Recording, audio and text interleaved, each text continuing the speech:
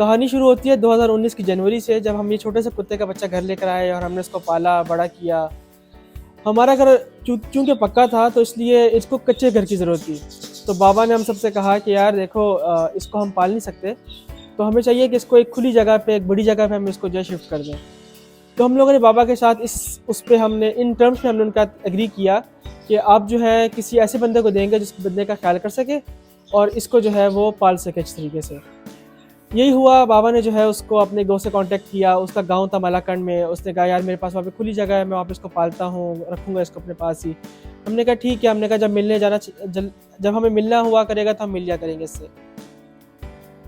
5 साल की थी ये तब, जब हम इसको मलाकंड छोड़ के आए। बाबा लेके गए इसको और बाबा वापस आए। हफ्ते के बाद हम लोगों को बहुत रिग्रेट फील हुआ। हमने कहा वापस लेके आ जाएँ, वो नहीं रह सकते हमारे बगैर, वो तो हमसे अटैच है, जगह की क्या करना है उसने।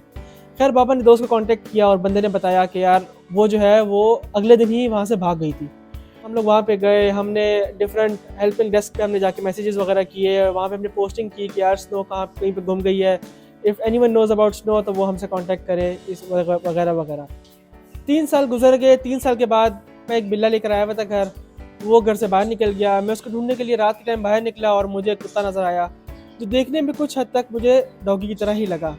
अब जब मैंने उसको करीब जाके देखा तो मुझे नज़र आया कि यार लग तो वही रही है, लेकिन कहाँ मलाकंड कहाँ पेशावर, राइट। लेकिन जब देखा, उसको जब मैंने आगे जाके देखा, उसको मैंने उसके नाम से पुकारा तो उसने अंडरस्टैंड करना शुरू किया।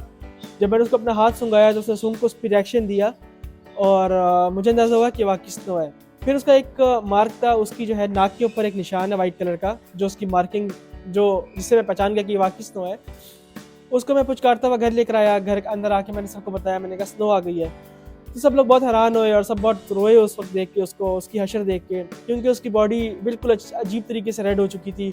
स्कीबीज हुआ हुआ था, इसका कान फटा हुआ था। फिर मैंने अपनी फैमिली ग्रुप के अंदर ही पोस्ट लगाई कि स्नो वापस आ गई है। और on the very next weekend, मेरे ख्याल से थर्सडे का दिन था जब ये वापस आई, और सैटरडे वाले दिन मेरी सारी फुप्पियाँ इस्लामाबाद से पेशावर वाली सब पहुँच गई स्नो को मिलने के लिए, क्योंकि ये हमारे घर का पालतू जानवर था और बचपन से हमने पाला हुआ, इसको देखा हुआ है कैसी है ये हरकतें इसकी सारी की सारी।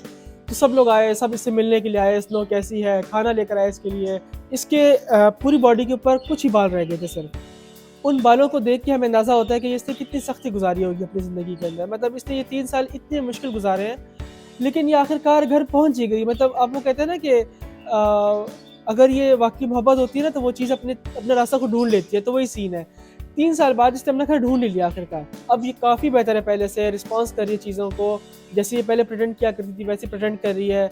जो ये चीज़ें पहले पहचानती थी वो चीज़ें पहचान रही है ये वापस से।